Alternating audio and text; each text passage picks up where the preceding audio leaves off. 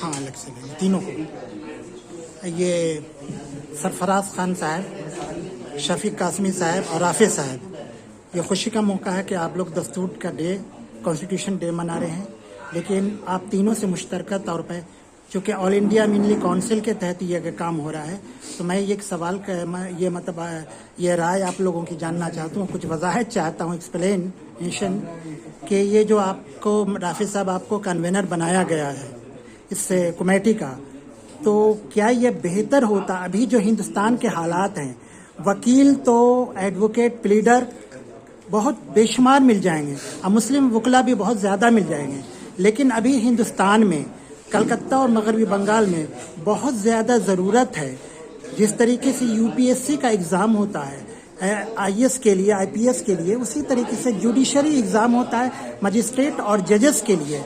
तो मजिस्ट्रेट और जजेस के लिए आप लोग ये जो यहाँ पे जजेस की कमी है, मुस्लिम जजेस की कमी है। आपने देखा कि बाबरी मस्जिद का जो सानेहा हुआ, ये जो राय दी गई, उसमें सिर्फ एक हमारे जज थे नज़ीर साहब, और बकिया सब दूसरे लोग थे, दूसरे बिलोंग करते थे।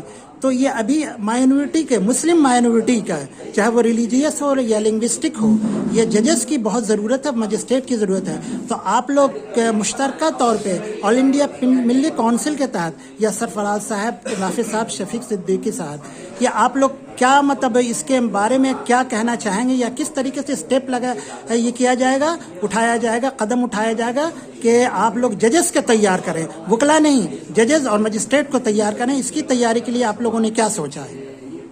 देखिए, बेस मजबूत होगा तो सब कुछ होगा। हमारी कोशिश ये रहेगी कि हमारे बच्चों तक जो है बातें पहुंचाएं कि आखिर हमारा कॉन्स्टिट्यूशन क्या कहता है, कॉन्स्टिट्यूशन हमारे क्या राइट्स हमें देता है। और इसी तरह हम जो है जितने भी कॉलेजेस हैं या स्कूल्स हैं, और खास करके माइनॉरिटी जितने स्कूल्स और इंस्टीट्यूशंस हैं, उन तक जाकर हमारे बच्चों तक ये बात पहुंचाएंगे।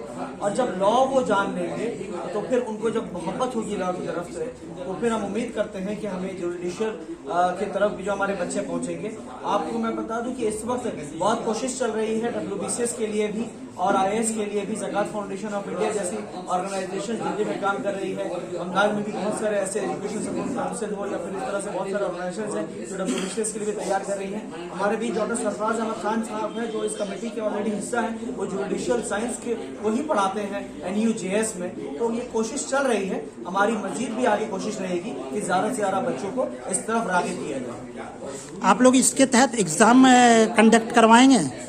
ये तो अब हम प्लानिंग करेंगे, हमारी कमेटी बनी है तो कमेटी में बैठकर हम प्लानिंग करेंगे कि आगे का हमारा लाहे अमल क्या क्या होगा। अभी तो जस्ट ये शुरुआत है, आगे का जो रहेगा आप लोगों को खबर कर दी जाएगी। शुक्रिया।